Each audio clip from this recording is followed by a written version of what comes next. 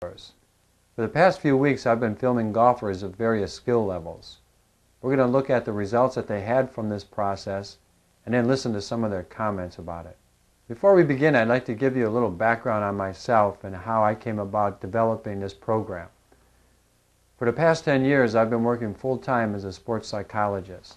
It's been my intentions to provide athletes with a tangible, concrete, hands-on way of exercising and strengthening the skills of their mind so that they can get the most out of their physical abilities. In order to provide a tangible product for golfers to work on this invisible part of their game, I have used biofeedback instruments, video equipment, and the sound and light machine. I have found that by using a tangible source of objectively measuring the results from an intangible process, that the progress is much faster, and also there's much more positive results from the whole activity. With this brief introduction, I'd now like to show you some of the golfers who have been through this process. We'll watch them hit some golf balls and see the results of before doing the sound and light and then after the sound and light, and then also listen to some of their comments about the whole process. The first golfer we're going to take a look at is Sue Tonro. Sue has been a member of the Hong Kong international golf team for the last 4 years. She has played in the World Cup and other international golf tournaments. She recently has turned pro and plans to play the Asian Tour. Let's take a look at some of her results.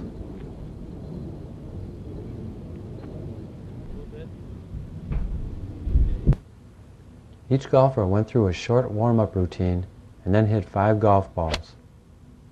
They then did the sound and light program, and after the sound and light they went through the warm-up routine and then hit 5 more golf balls. Each golfer used the same club to hit all 10 balls. The difference between the first 5 shots and the 5 shots after the sound and light were measured with face tape on the face of the club to indicate where the ball made contact.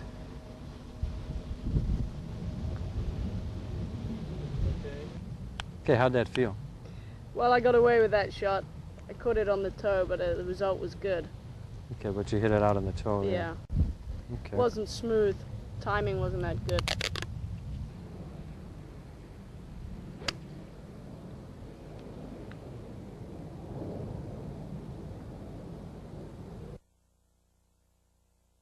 Okay, I caught this on the heel, Tom. A little bit on the heel, I see. Yeah. How'd that feel?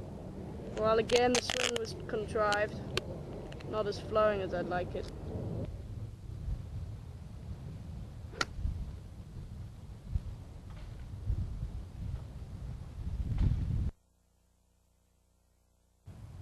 Again, very contrived. Fell into the ball almost. Uh-huh. Yeah, like that first shot, it was pretty sweet, but it didn't feel sweet. Mm-hmm. There's not as much reward out of that. Oh, yeah. You know, if you've got to feel great to actually, oh yeah, it's in the pin.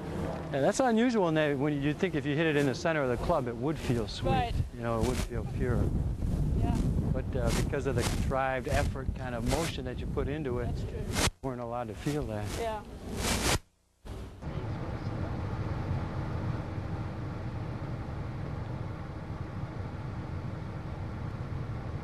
Okay.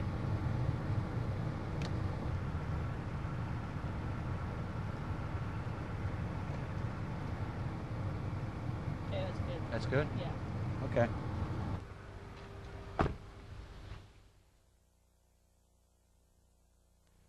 feel loose and easy.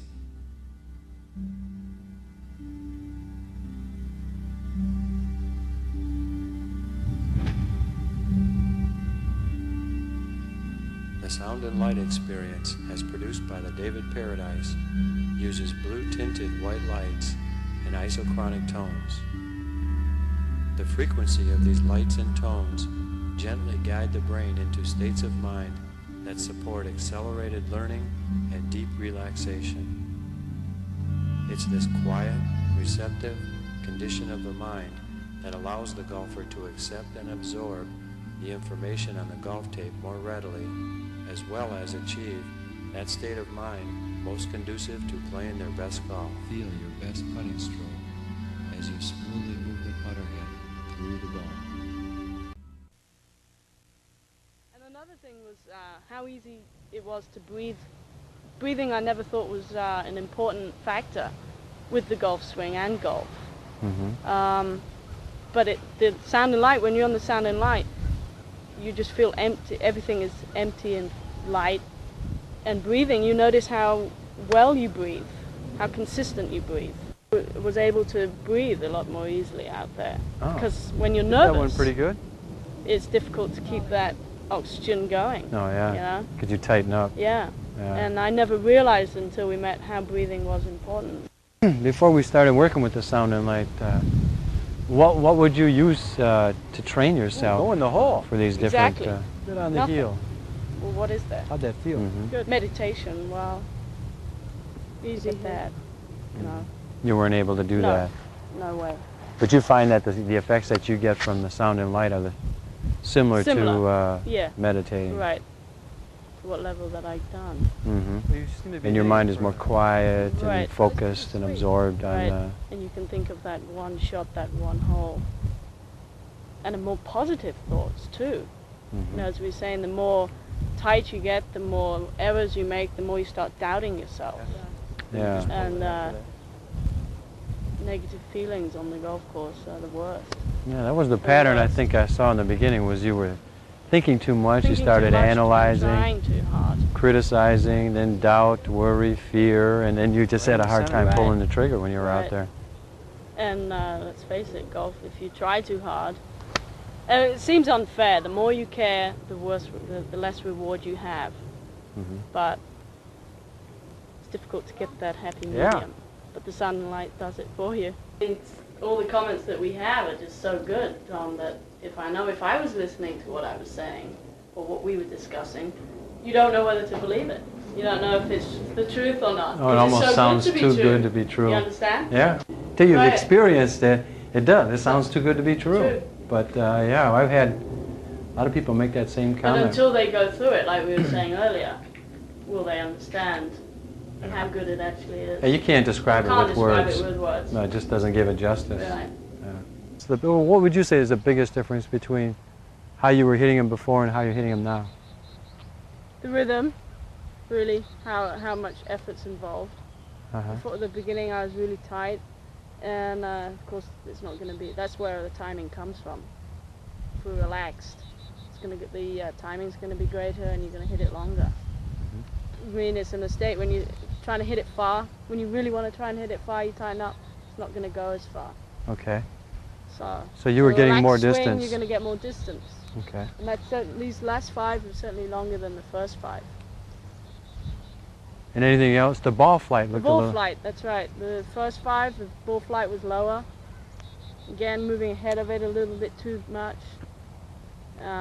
These last 5, I was waiting for it, and it was good through impact. And therefore, the ball flight was a lot higher. Okay, well, what would you say? What do you notice about the effects of the sound and light the most in your ability to play? Well, Tom, there's absolutely no question that sound and light has improved my tournament golf. Everybody can go out and play a friendly game of golf in a relaxed state of mind, but as far as tournaments are concerned, I was possibly one of the most nervous people on the first tee. But as we were saying, that's fine to have that. You have to have that nervous feeling, otherwise you shouldn't be there. But to have that consistent nervous feeling for 18 solid holes is draining, for one thing, and also impossible to play.